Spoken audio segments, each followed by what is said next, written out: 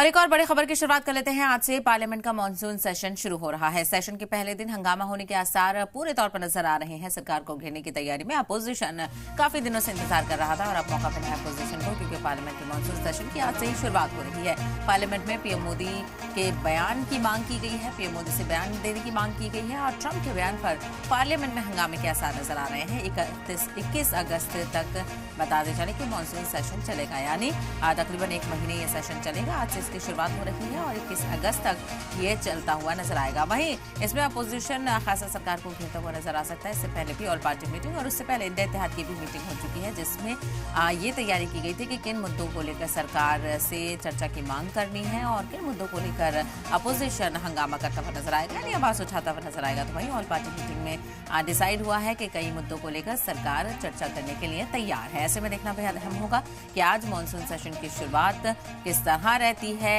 किन मुद्दों को लेकर हंगामा खेज होने के आसार हैं, इस पर नजर बनी रहेगी।